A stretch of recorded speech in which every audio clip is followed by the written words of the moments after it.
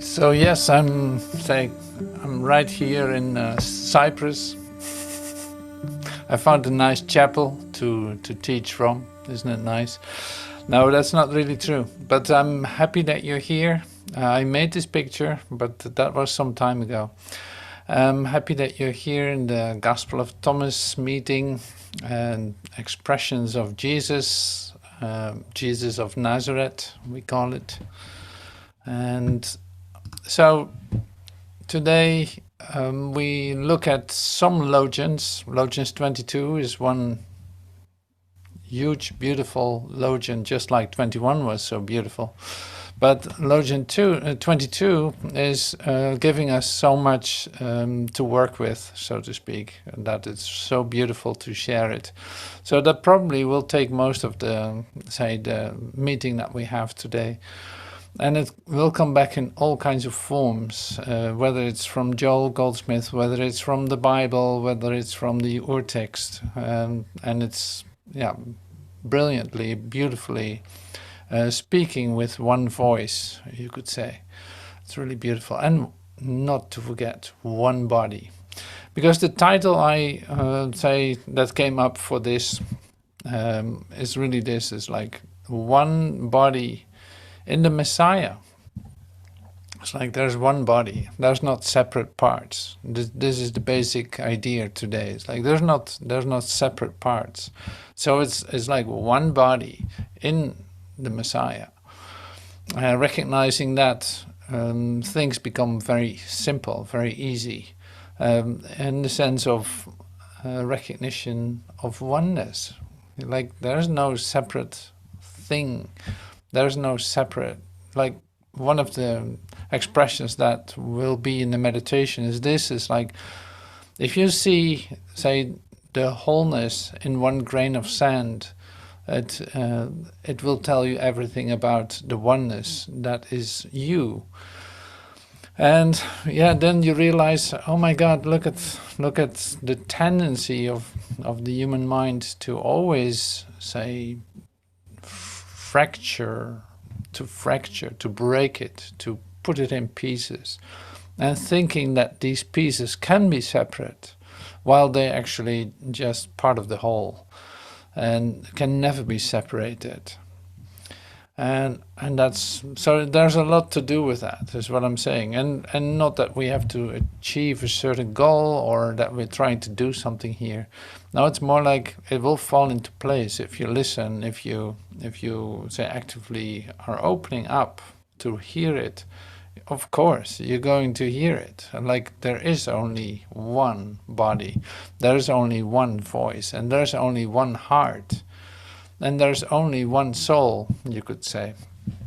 It's like that recognition will say manifest or show itself. That's a better word, like showing itself. It shows itself. You just listen, receive, open up, expand your consciousness, like, oh, it's not this. No, wait. No limited definitions. No, it's not what I think I see. It is not what I think. It's not any of that. It's not what I know from the past. It is not completely open. It's completely new, you could say. To me, it's completely new. Otherwise, I will not receive it as the wholeness that it is. Now that we're going to practice actively in the prayer that came to me. It's like one of the cross references in Logion 22, which we will read later, is a prayer that I found in the Urtext manuscripts of the Course in Miracles. Is in chapter 28. You see in a section that is completely related to Logion 22 and to John and to anyway, we'll come into that later, but it's so beautiful. That's why I love to share it. So we spoke the words into a tape. Michelle in French and I did it in English, and we will give that to you, so to speak. we share it in this meditation, in this prayer. So yeah, it is probably, we do this 2 times. So there's a moment of words, there's a moment of relaxation, receiving, then there are some words, and we'll see how that goes.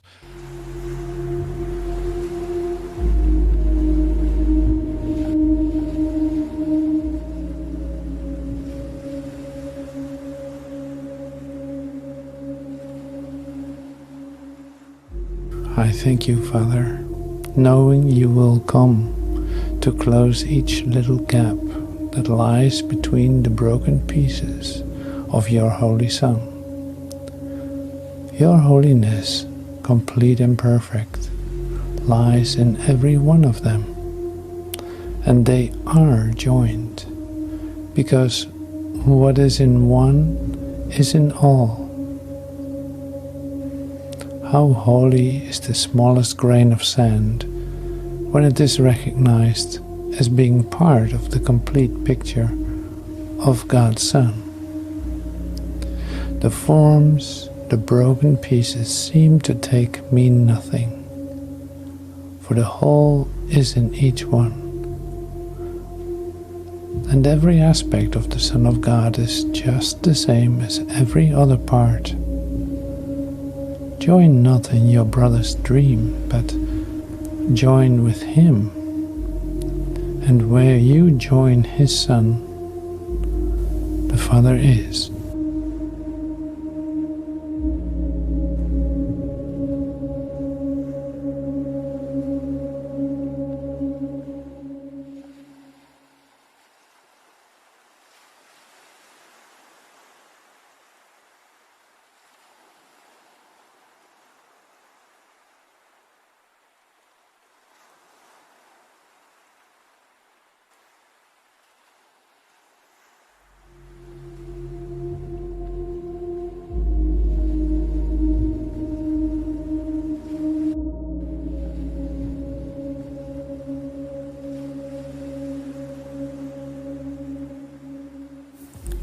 Je te remercie, Père, de savoir que tu viendras combler chaque petit espace qui se trouve entre les morceaux brisés de ton Saint Fils. Ta sainteté complète et parfaite se trouve en chacun d'eux. Et ils se sont unis parce que ce qui est dans l'un est dans tous, comme le plus petit grain de sable est saint, lorsqu'il est reconnu comme faisant partie de l'image achevée du Fils de Dieu. Les formes que semblent prendre les morceaux brisés ne signifient rien, car le tout est en chacun d'eux, et chaque aspect du Fils de Dieu est identique à toutes les autres parties. Ne participez pas aux rêves de votre frère, mais joignez-vous à lui. Et là où vous joignez son Fils, le Père est.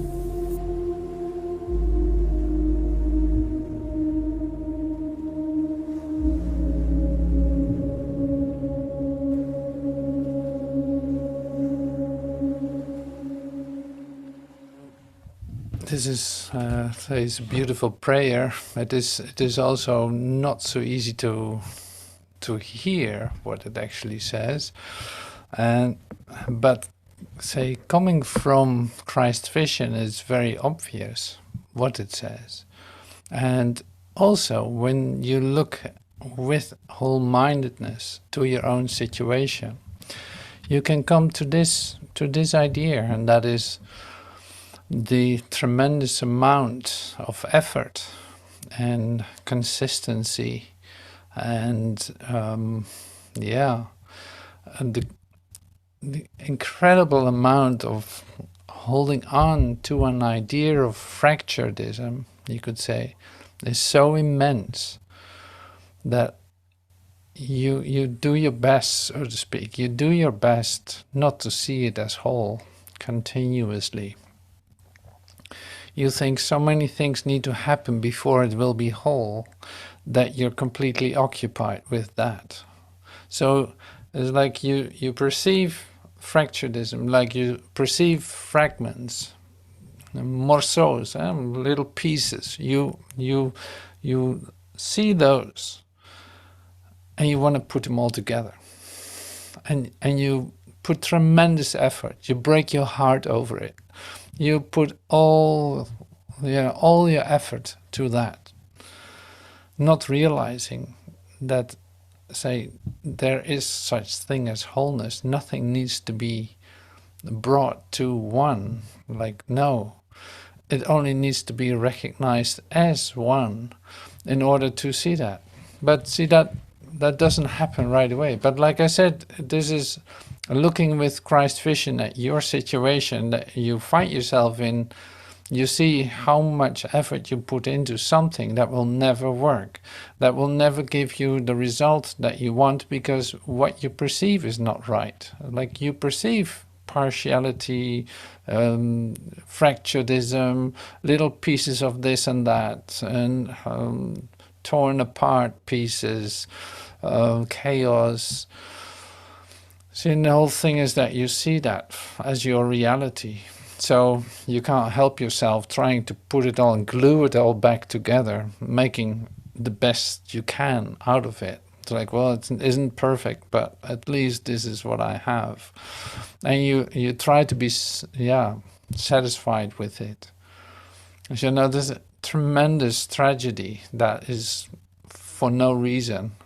And there's no reason connected to it either. Well, in your awakening, you start to discover that more and more, that all the effort and all the attempts that you have made to make this work didn't really offer you the solution to it. Like, it didn't really offer you what you asked from it. It never came together so far, but you have still hope maybe for a future in which that will be better. In the meantime, hurting yourself with ideas about yourself that you're not good enough, that you're not doing it right, that blah, blah, blah, blah, blah, and that whole scenario that you know so well too, and becomes like, okay, not very new at least. So here is then, in this prayer, is just gentle, say, asking for an assurance that, like the assurance that all the pieces are put together and that there is no gap between the pieces, but that every piece is part of the whole and it cannot be separated.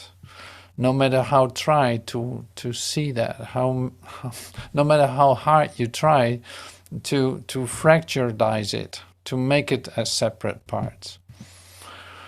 So yes, it is a bit paradoxical the way that I say it, but I think that's great, because then it starts to make sense what is being shared. Otherwise too, but it's just another way of looking at it. So that's given to us. Like, this is what you pray for. In fact, it is realized. So now the only thing that you need to do after this then is let that prayer be answered in the way that you look at things, in the way that you start to open up to experiencing yourself in a totally different way. You know, that's the only requirement, opening your consciousness, not trying to glue it better together with different glue or something, or a new method or a new technique to glue it all together. That's not going to be it. So one of the essential parts is also giving up the idea that the future of problem solving will be better than your past problem solving. You might as well give it up altogether. In that, something new is rightly, like directly available to you, but not any other way. So this is very fundamental, what we share today. And it's being said in many ways. So that's why I love this theme, in fact, that comes to us in Logion 22 and 37. 22 will be the main Logion we'll look at. And if you don't know what a Logion is like I call it a portal or a door where you where you come to a new experience, understanding. I'm always a bit careful with the word understanding because it is not a mental activity. Understanding, like coming to know what this is about, is really like receiving that almost like on a revelatory basis. Like it's going to be given to you what it actually means. It's going to be, say, shown to you what it is. So that is what the opening of the consciousness is then. And so this prayer was the first step in that. So now we continue then with reading Logion 22 and continue from there, seeing the biblical references. There's some more of course, and there's some more of Joel. And yeah, let's see. Let's see how this unfolds. So this is the title of the meeting, is One Body in the Messiah. I really love that because we're talking about one thing, you could say, like there's only wholeness that is real. Okay, I'm going to look for the right Logion. Here it is. It starts very basic too. It's like, okay, so Jeshua saw some infants being nursed at the breast. He said to his disciples, "These nursing infants are like those who enter the kingdom." And the disciples asked him, "Then shall we become as infants to enter into the kingdom?" Like this is the question. Like, hey, how actually do you enter the kingdom? We don't get it. What are you actually trying to say, Jesus, here? What is this? He said, "These nursing infants are like those who enter the kingdom." So what does that mean?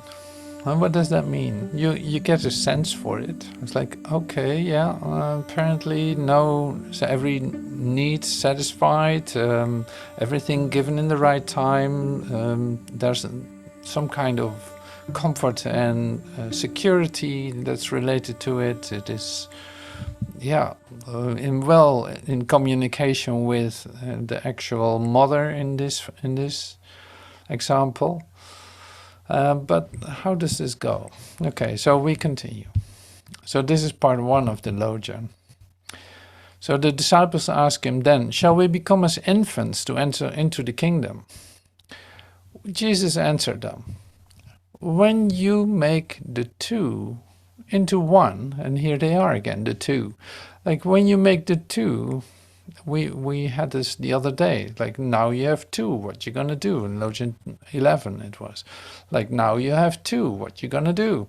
Well, when you make the two into one, then you make the inner like the outer, and the high like the low. Then you make the male and the female into a single one, so that the male is not male and the female is not female. When you have eyes in your eyes, and a hand in your hand, and a foot in your foot, and an icon in your icon, then you will enter into the kingdom. I read this one more time. Jeshua answered them, "When you make the two into one," like you could say like the dualistic thinking, when you let them be whole, when you say bring them to their wholeness, there's no duality, there's no opposite thoughts, there's no, you can have all kinds of expressions for those. It's like when you make the two into one, when you make the inner like the outer, and the high like the low. See, I love it because Jesus actually says here, you make the inner like the outer. Like the inner as the basis for the outer, and the high like the low. When you make male and female into a single one, so that the male is not male and the female is not female, when you have eyes in your eyes that actually see, when a hand in your hand, a foot in your foot, and an icon in your icon, then you will enter into the kingdom. And no more questions from the disciples after this, apparently. That's amazing. So it was clear to them, as it is clear to you right now. That's interesting, isn't it? All right, this is wonderful. So there are some biblical references. I like to bring those in. It's from John 17, 11 to 14. From now on, this is Jesus praying, in fact, again. His prayer just before his, well, you'll hear this. Like, I don't know exactly when he read this, but it's John 17. From now on, I do not dwell in the world, but these are in the world. It's the transfiguration prayer.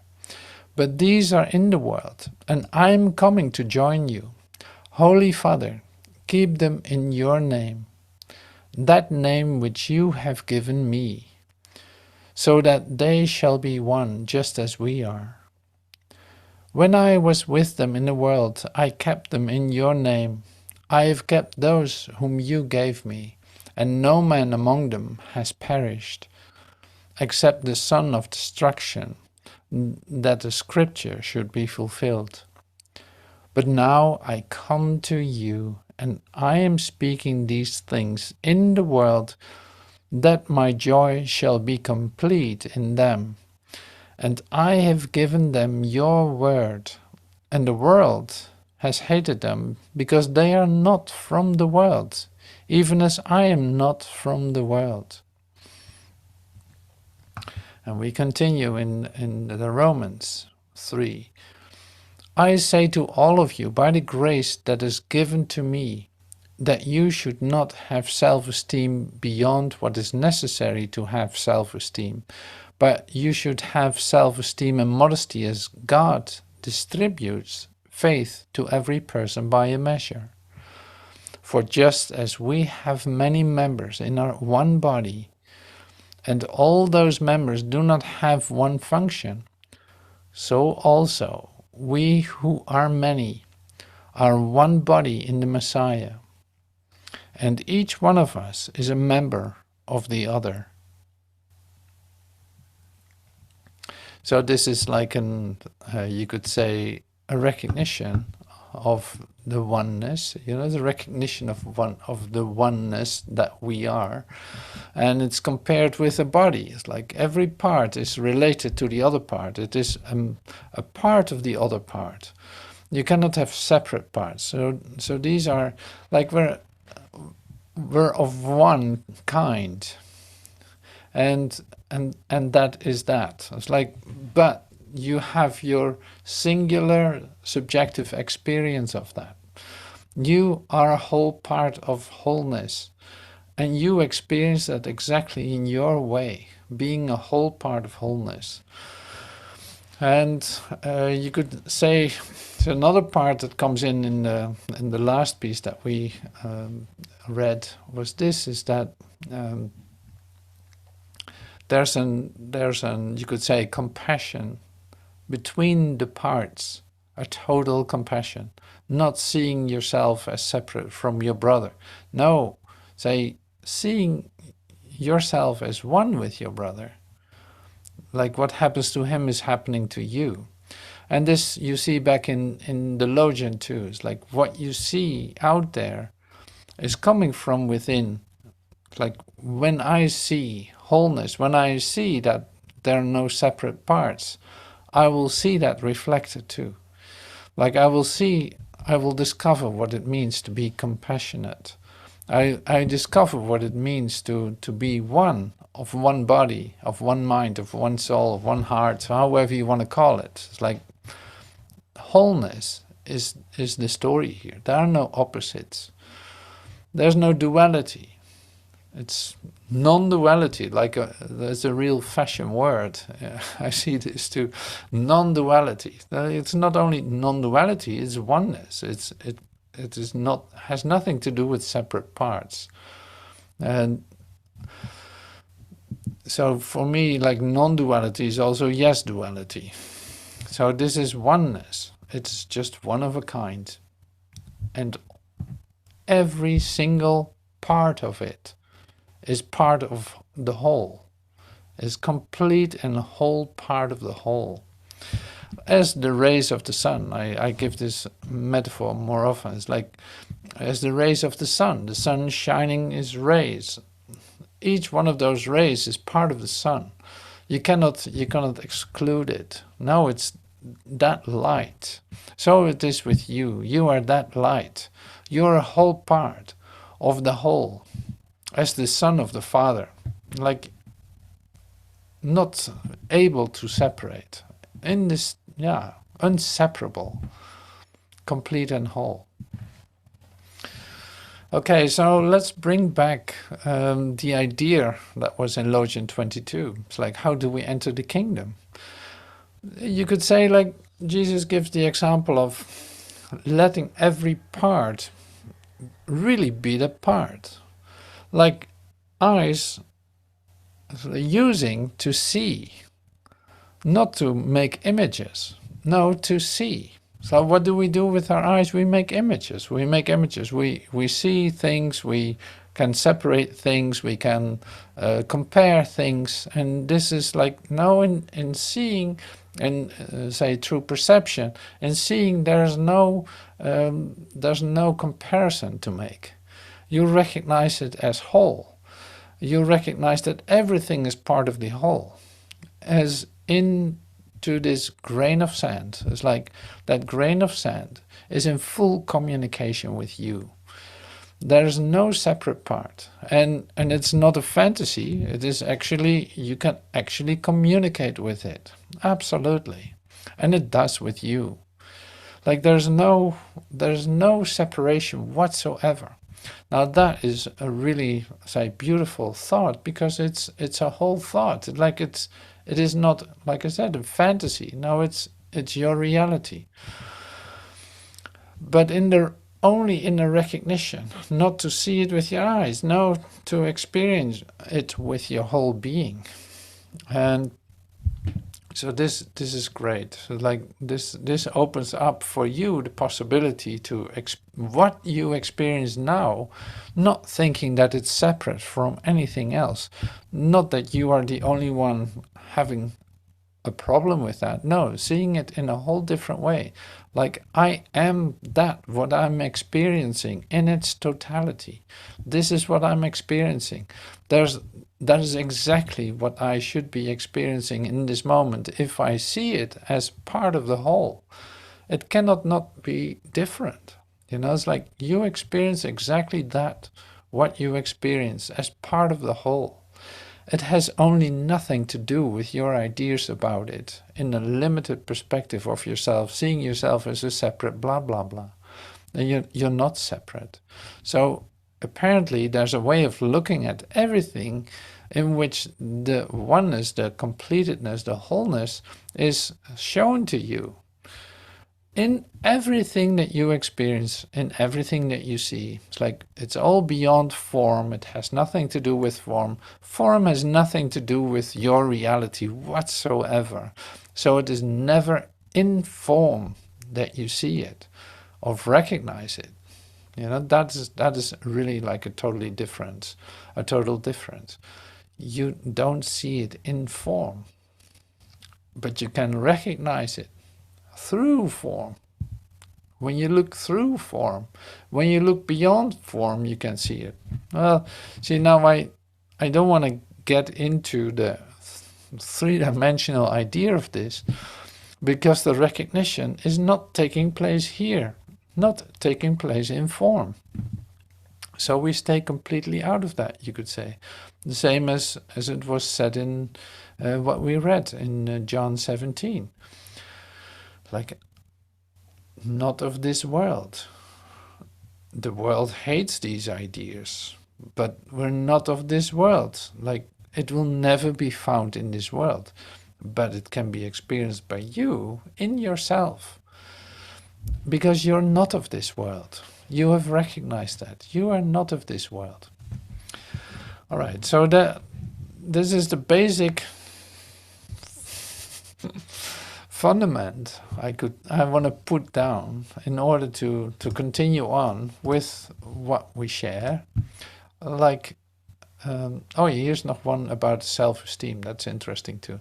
So you can say certainty, or I say to all of you, by the grace that is given to me, that you should not have self-esteem beyond what is necessary to have self-esteem. It's like, yeah, don't become arrogant or anything. Oops. But you should have self-esteem and modesty as God distributes faith to every person by a measure. Like you can receive the certainty, the faith, the certainty in looking at things in a different way. Say, coming to a true perception, you can have certainty that that comes to you when you open your mind for it. That's a free translation as I do it now. Like, that's a free translation, interpretation if you want, but it's actually what it says here. That's what I read in it. See, if you open your consciousness, that can come to you. And the more you can receive it, the more it can come to you.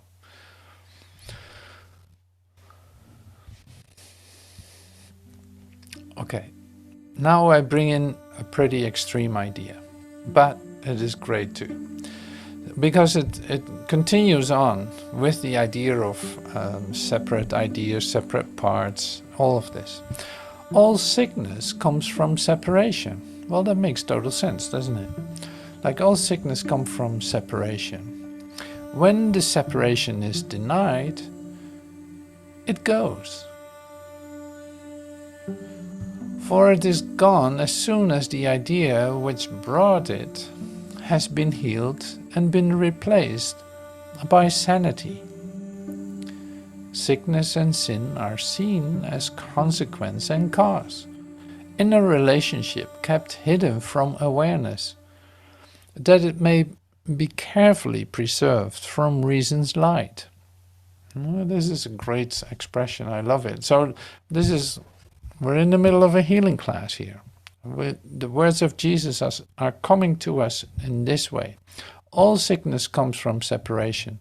When the separation is denied, it goes.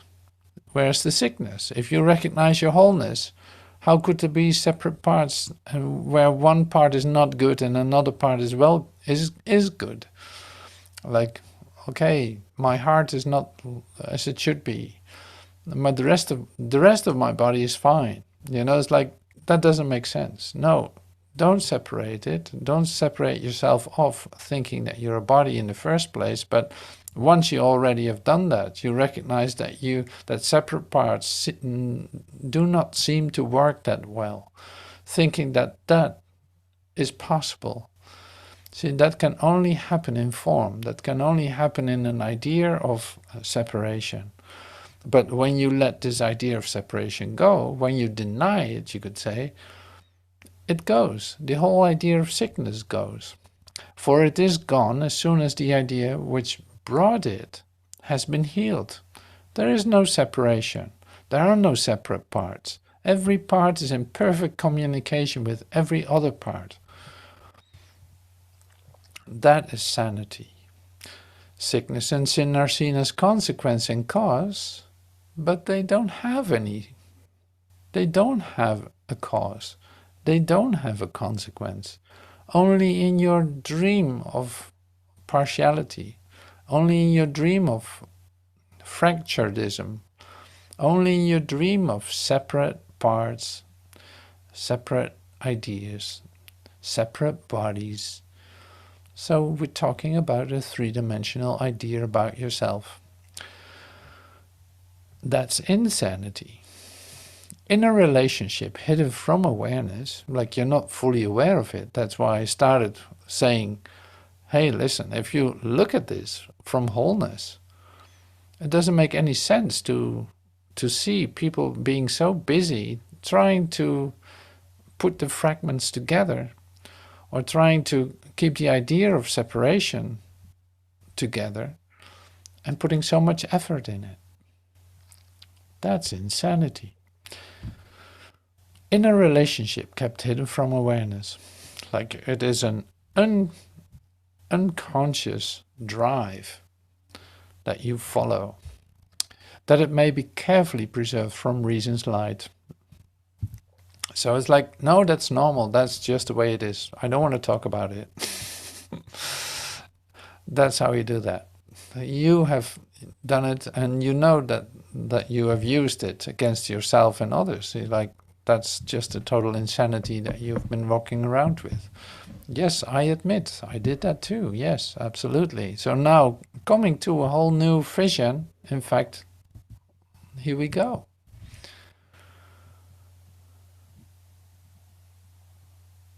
God's answer is eternal, though it operates in time, where it is needed.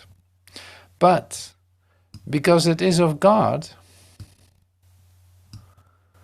the laws of time do not affect its workings. It is in this world, but not part of it. For it is real and dwells where all reality must be. Ideas leave not their source, and their effects but seem to be part of from them. Ideas are of the mind. What is projected out and seems to be external to the mind is not outside at all, but an effect of what is in, and has not left its source. God's answer lies where the belief in sin must be, for only there can its effects be utterly undone and without cause.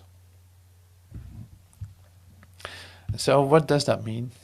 That's interesting to take a look at, because it's in fact like the key to healing. It's the key. So it's like the cause and effect idea need to be shifted, need to be reversed. So first, there can be no separate parts. So where do I perceive separate parts? Outside of me. Where does it come from? The idea that there are separate parts. From my own mind. I made this up, like I'm an image maker in my mind. Like in my human frame of reference, I make images. I set up ideas, and I project them outside myself. I see them in front of me, and I really think that it is something. I ask others to confirm, so-called others. I ask so-called others to confirm what is going on, in order to confirm my idea that it is real, what is happening. Like, this was the investment that I was talking about. Like, you put tremendous effort in making real of your ideas. And you do whatever you can to prove your ideas. And believe me, I just a moment ago, I saw it happening in front of my eyes. Like, wow, that's so interesting. There's one thing that doesn't seem right, and everyone around you starts to jump in and try to confirm that it's not right, and that it's not right, and that it's not right, and it's being, say, put together with other stories to make it real, to give it some life, and suddenly, yes, it becomes big, it becomes real, it becomes something, while it was absolutely nothing. Now this you see happening, you'll recognize this for yourself too. So what is the cause of this? So you go back in. Where is sin and disease starting? Well, oh yeah, wait a minute. I was the one making this image. I shared this as an idea that I believed in for myself to be true. But it was an idea in form, right? I have proof of it in three-dimensional, I have a three-dimensional proof of it, so it must be real. Still, with the idea that what I can't see cannot be real. So this is an old habit. This is an old habit that is breaking, that is falling apart, that is not working any longer, that we're sick and tired of, and keep repeating it and being even more sick and tired of it.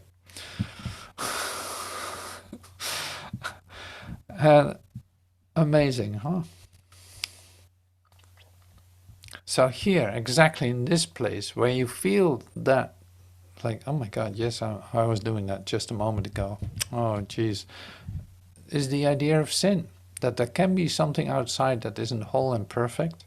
That there is something that has nothing to do with the perfect creation that you know yourself to be.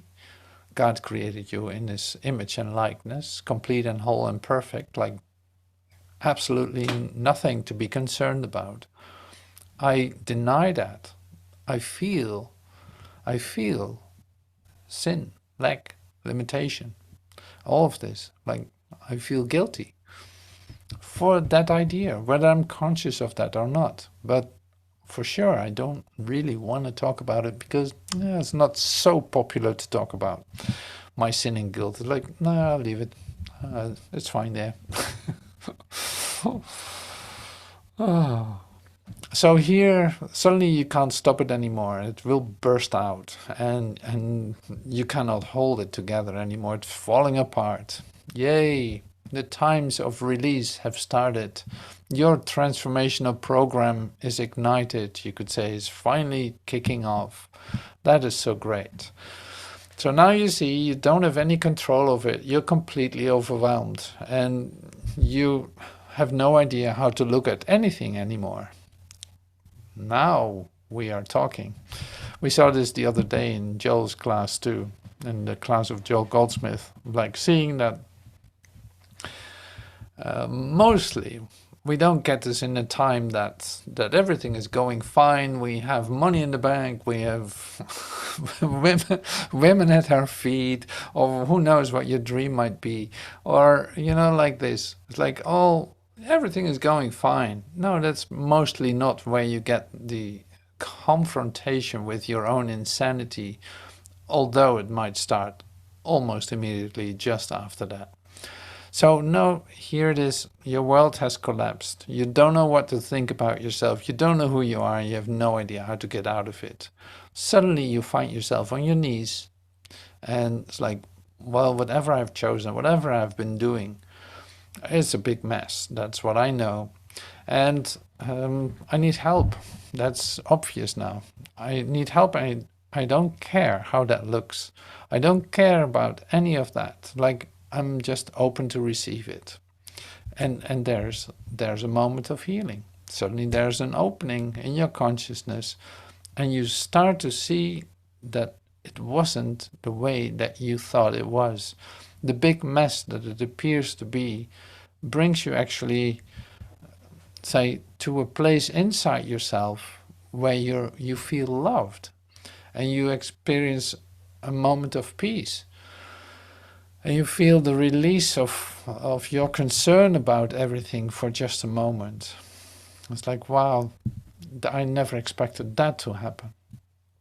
Now this is where, say, the seed is planted, you could say. Like, from this moment on, you can pick up your practice and start coming to this, letting go of your insane ways of dealing with your perception of what you think is going on in your three-dimensional form, and seeing slowly but certainly the connectedness between all parts and the whole, like it's a one thing is going on. Now that is where we're heading to in this process. But see, it is not that you are going to get there in the future, maybe, or maybe not, who knows. No, it's like in one moment, suddenly that it becomes real to you because you're open to receive it. Whambo, there it is. Like, here it is. It is not going to happen in the future.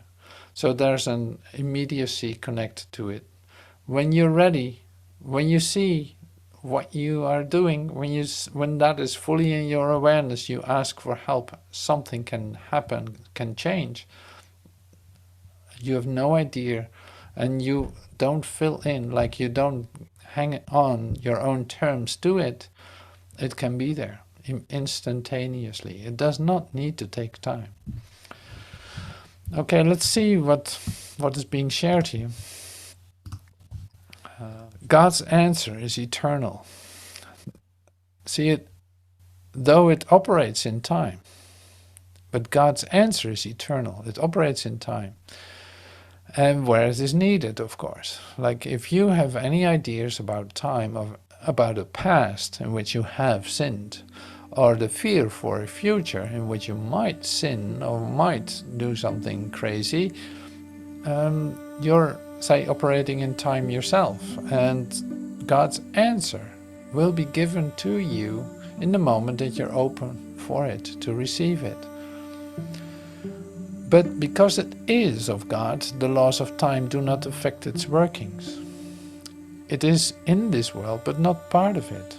Like it's available, but it's not part of it. For it is real and dwells where reality must be. Ideas leave not their source. And what does that mean? I'm an idea in the mind of God. That's what that means. I'm an idea in the mind of God.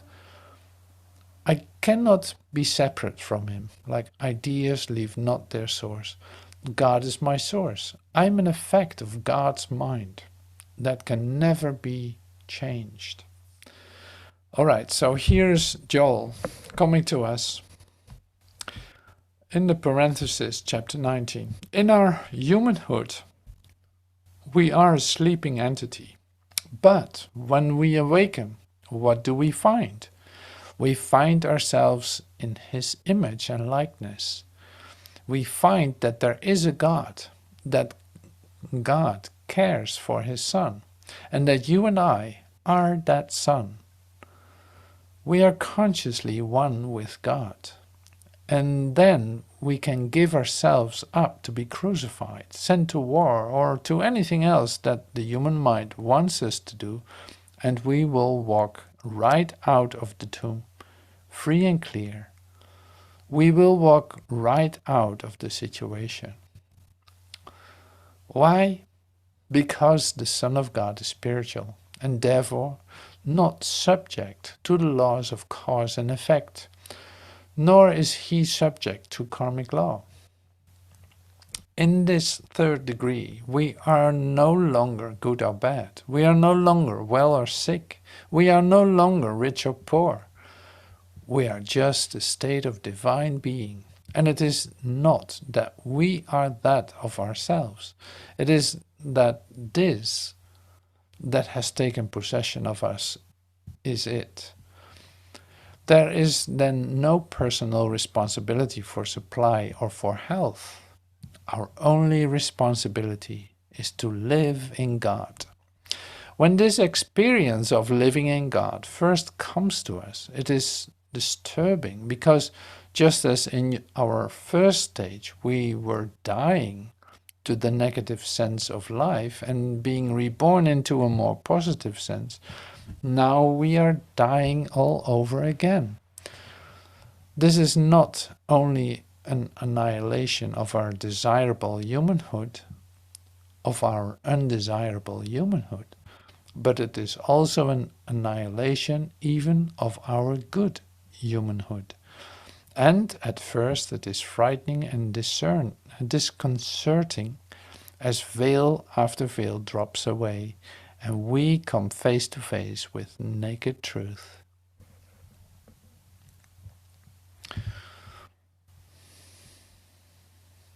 All right. Well, that's pretty much speaks for itself. So thank you, Joel, for that. That's really great. So you see, there's the same thing, like because the Son of God is spiritual and therefore is not subject to the laws of cause and effect, nor is he subject to karmic law. So the only cause and effect that is the real cause is God, and the effect is you. And that's great, because you can never be your own cause. So if you think you caused something, it cannot be real, because you're an effect of God. You cannot be the cause of something.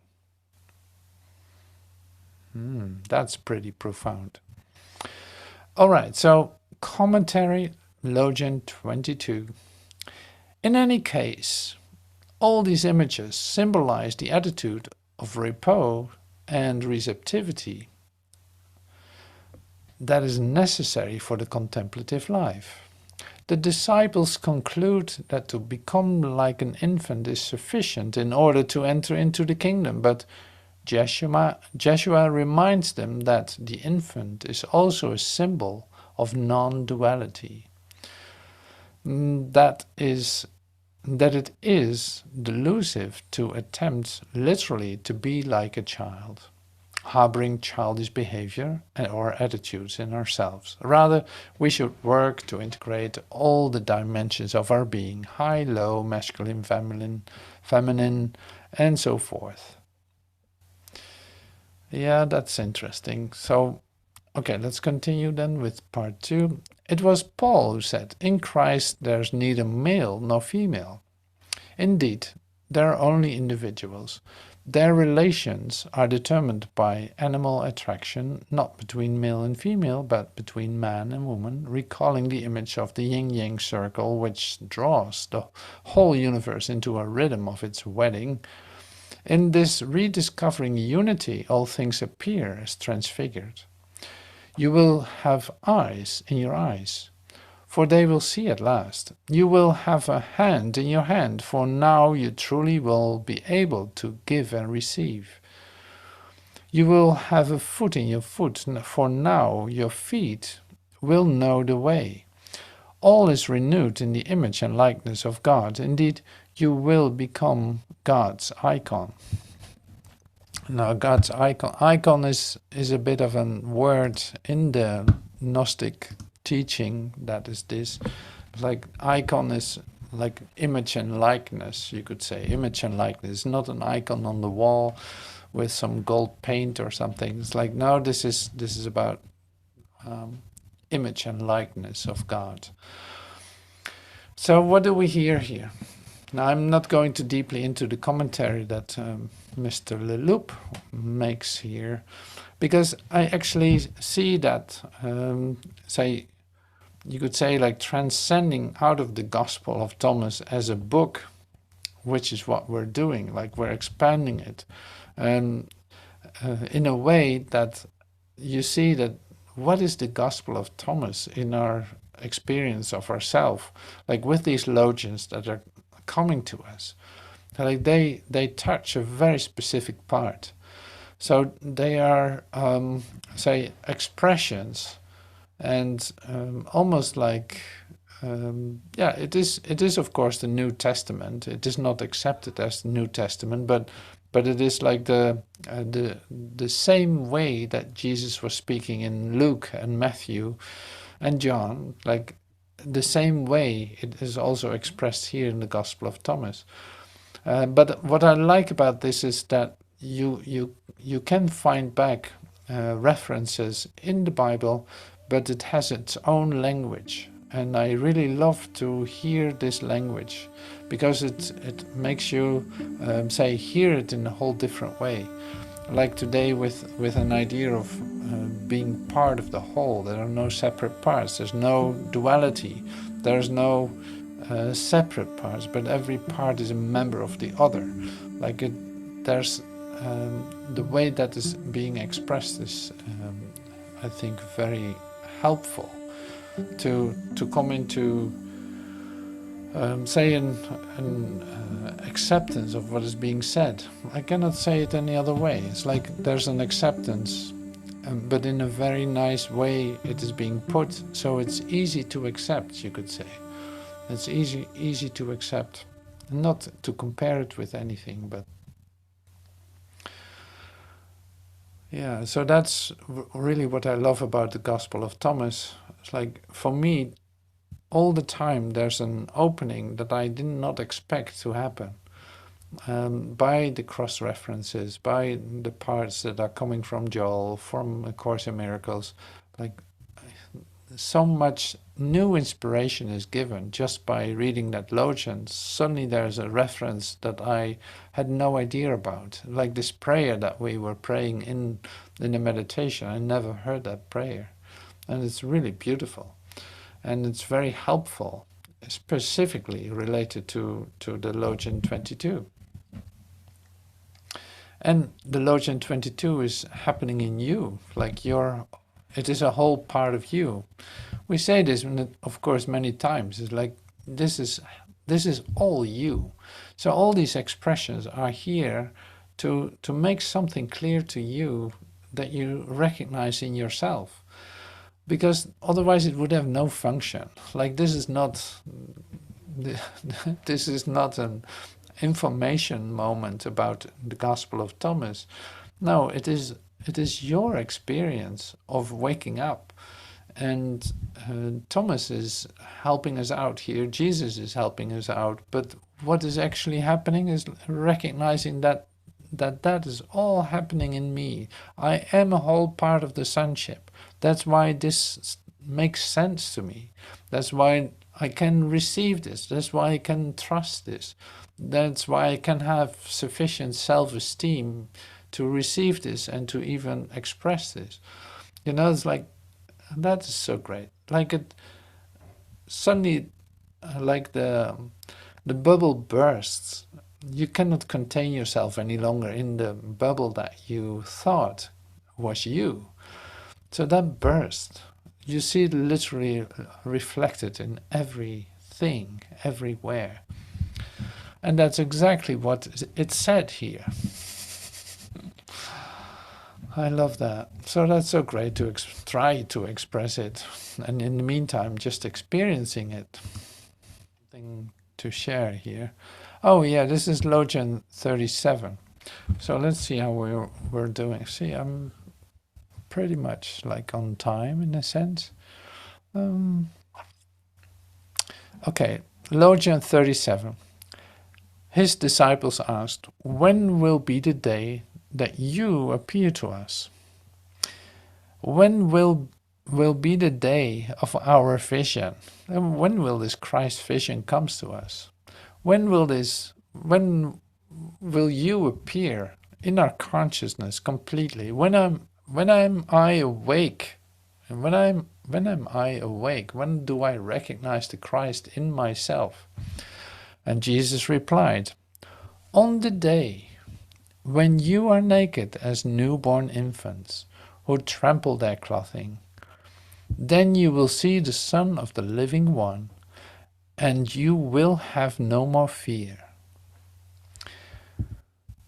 So on the day when you are naked as newborn infants who trample their clothing, then you will see the Son of the Living One, and you will have no more fear. Now there's a couple of Bible references. I think I picked one. It's John. Yeah, this is so great. John 3:3. Joshua answered and said to him, "Timeless truth, I'm telling you.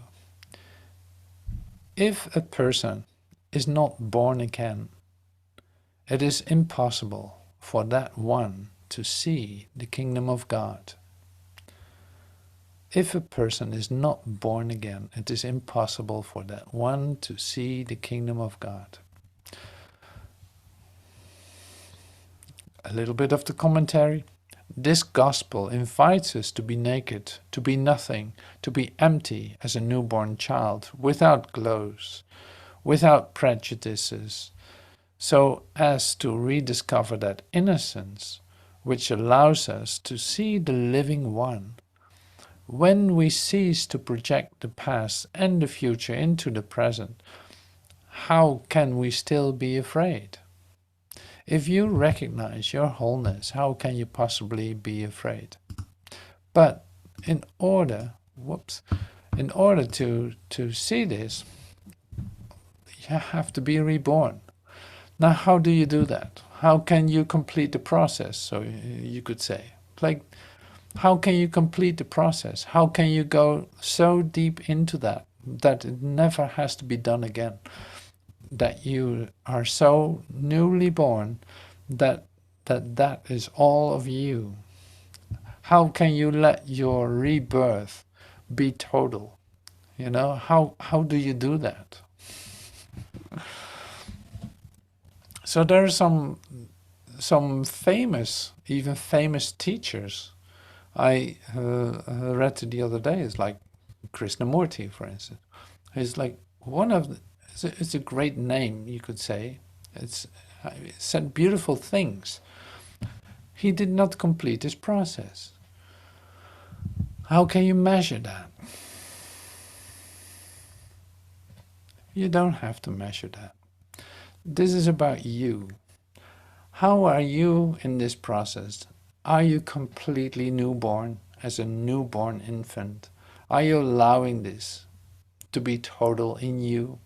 Or are you still protecting yourself, holding on to time, to fragmentation, to differences, to competition, to comparison, to analysis, and all the activities of mind that are keeping you to see things as whole? Well, then it's going to take a moment. Does that matter in eternity? No, it does not. Like, no. God's awareness, God's presence is eternal. It is always with you. It is not ruled by time. It is available in time. Immediately, when you give up, when you stop doing what you're doing, when you give up your attachment to a place that does not exist, when you give up your attempts to make a better future, or think that your past is still hanging on to you as if it is something, then it takes a moment. So let that be undone. Like, let it be undone. See that as the most natural thing. Like, it is not just that it's hanging on to you. No, it has nothing to do with you. So why would you carry it with you? Like, and it brings you in great fear. That's could be another motivation to let it go. So any idea that you hold about your past or your future will bring you into fear. Any idea that is related to time brings you directly into fear. So you will be reborn. It will happen one day, whenever you're ready. Wambo, there it happens. It's immediate. It is right there. It's immediate. And it can happen right now. Why not? What do you have to lose? Your crazy ideas, basically. Your attachments to something that is not there. And on and on and on. So that's really like the Gospel of Thomas will tell you this. Like, this is in fact the offering in the Gospel of Thomas. And not as a book, but as Jesus offering you always the same thing. Whether that's spoken through, emanated through Thomas, through Joel, no, it's the same story. It's the recognition of you as the Son of God. That's where it comes down to. So thank you so much for your attention. Thank you so much for listening and coming with me through this, because it's like, you got to hear this. You got to take time to listen to this and allow this to affect you and see, oh yeah, wait a minute. So thank you so much for your attention. And there's a rebirth and resurrection, say 30 days coming up. See, this is a provision for just that, to let this rebirth happen, to give it a chance, to commit yourself to this. That's for instance something that is given to use. So if you want to hear more about that, you go to the evhub.com website and you can read more about it, what we're going to do and not do, and what's being offered, you could say. So thank you so much for your attention, and I hope to see you soon. Thank you so much.